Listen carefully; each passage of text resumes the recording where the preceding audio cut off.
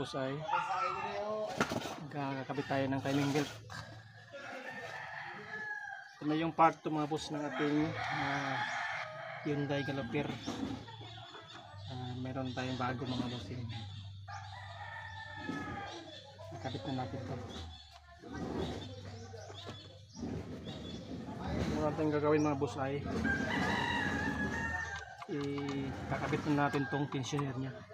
Sikwat ko muna tong ito dito. Kuha tayo itong lock unang tensioner. Yan, sisikwatin na natin mga boss, tapos papasok na yan doon. Yan, tapos dahan-dahan natin higpitan itong mga boss, itong number 12 na maliit, itong dito sa gitna, para papasok yung spring niya. Yan. Tapos din mga boss ay tulak natin ang bagya, tapos ipupull natin itong mga boss para yan, sumablay. Dapat kasi mga boss naka-tensyon bago natin ikakabit yung timing belt. Kulit natin mga boss. Yan. Meron akong maliit dito na ang hila. Yan.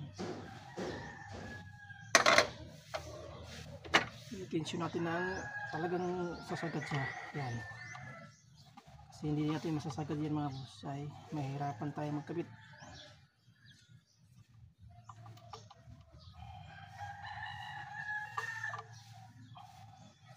Natin talagang rin ng bagya.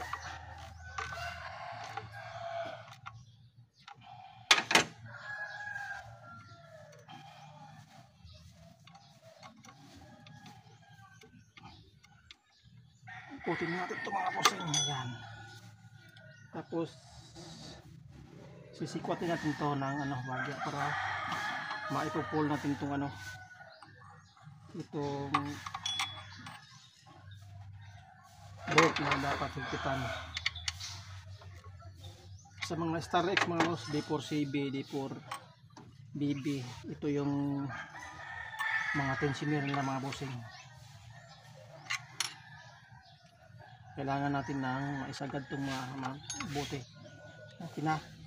Sagad na siya.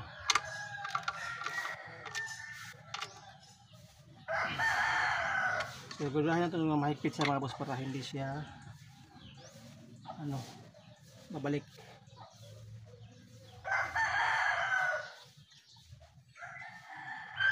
Kaya mga boss, pwede na tayo magkabit ng timing belt. Ito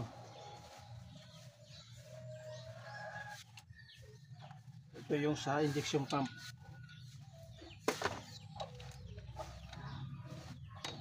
Dapat naka-timing yan, maayos. Yan.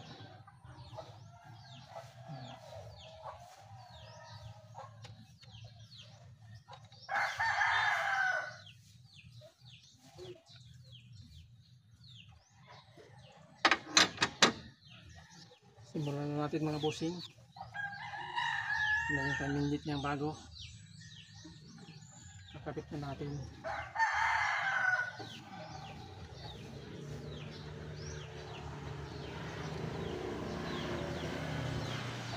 Pagkabit nito mga bossing ay ganito lang. Lang natin ito na siya, ganyan. Tapos ikutin natin ito ng bagya, itong injection pump para mag-timing siya. Kaya naman ng labi. Okay. Ayan. Dapat yun mga boss ay nakapasok. Review natin mga boss kung wala bang umikot. Okay na. At dandahan natin mga boss yung release itong tensioner. Parang tayo ng number 12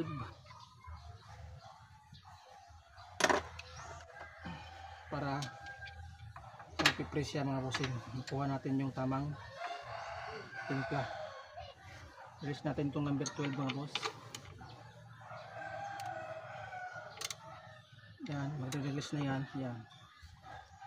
Tapos luwagan natin ng bahagya dito sa ilalim. Para makuha natin yung tamang higpit ng timing belt. Yan mga boss, yan. Nag-release na siya. At sa punto na ito mga boss ay naka-timing na siya. Kunti pa. Yan. Yan mga boss, nagka-compress na siya. Review na lang tayo ng ng tamang higpit ng belt. Itutulak na natin itong mga bahagya mga boss para makakuha tayo ng magandang clearance.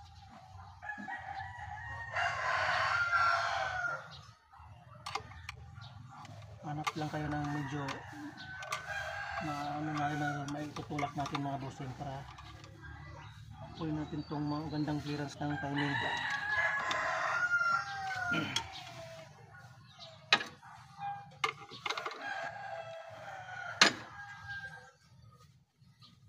Yan mga boss, okay na yan.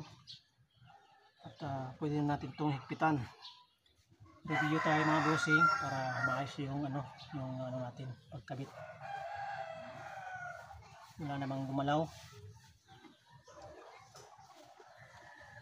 Dapat siya mga boss ay medyo mahigpit ng konti at tapos hindi naman siya masyadong maluwag.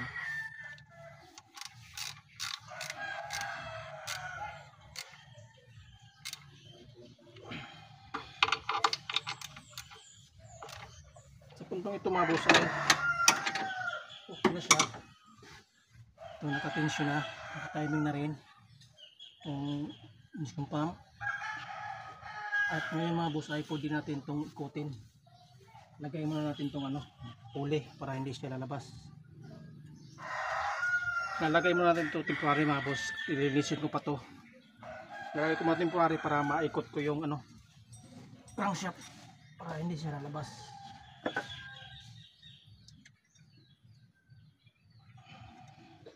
Yan. Tingnan natin yung timing niya mga bossing.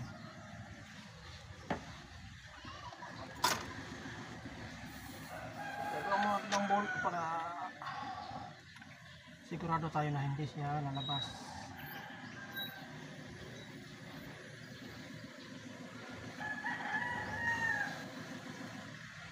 Kutin ko lang ito mga boss para babalik natin sa timing kung naka-timing ba yung lahat ng ating ginagawa.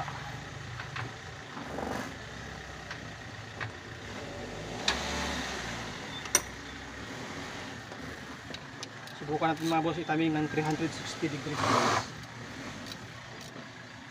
Kung babalik ba siya sa timing.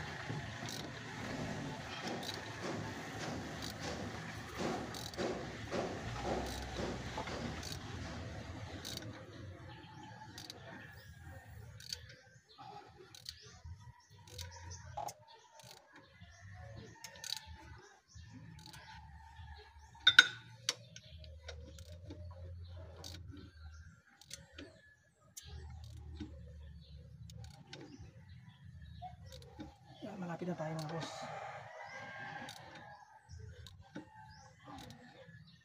Kunti pa. Yan. Malapit na. Isang ipin na lang. Yan mga boss. Ibig sabihin mga boss ay perfect. Tingnan natin.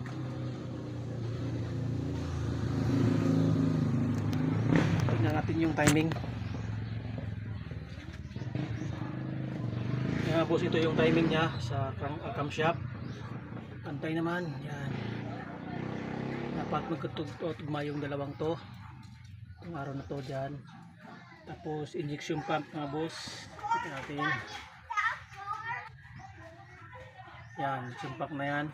Tapos dun tayo sa crankshaft. Lagyan natin ng ilaw mga boss para makita nyo. Yan mga boss. So, ito yung sa crankshaft. Yan o. Masyadong makita. Yan. Crankshaft na yan. Yung sa oil mga boss na oil balancer. Garon pa rin. Yung sa kabila naman. Tingnan natin.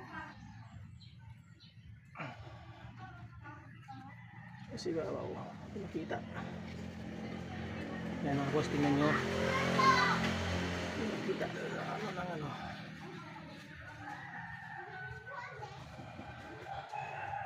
Yan, sabay ano na yan sa oil pan. Oil pump. Yan.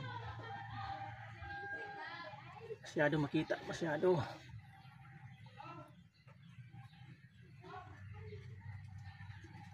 Yan mga boss. At perfect yung ano natin, yung pagta-timing ng ano, ng Hyundai Galloper mga bossing. D4BB to mga boss. Yan. Sa sitwasyon na ito mga boss ay pwede na natin itong paandarin, pero sa akin mga boss ay huwag nang paandar, diretso na to ano ng mga cover lahat.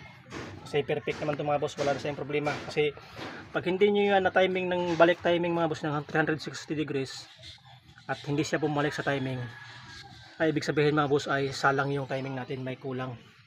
Pero sa sitwasyon na ito mga boss ay okay naman lahat, naka timing naman yan. Crankshaft mga boss yun sa ilalim. At okay na ito mga bossing, nasa perfect naman tayo na pagta-timing yan, no? At saka 0-0 talaga. Ayan mga boss, thank you sa iyong panonood mga boss. Ito na yung part 2 ng nagpalit tayo ng timing belt. At malinis na siya mga bossing. At pwede na natin itong takpan mga bossing. At ito lang muna yung maisishare natin ngayon mga bossing ngayong araw. Thank you sa panonood at don't be a parts changer.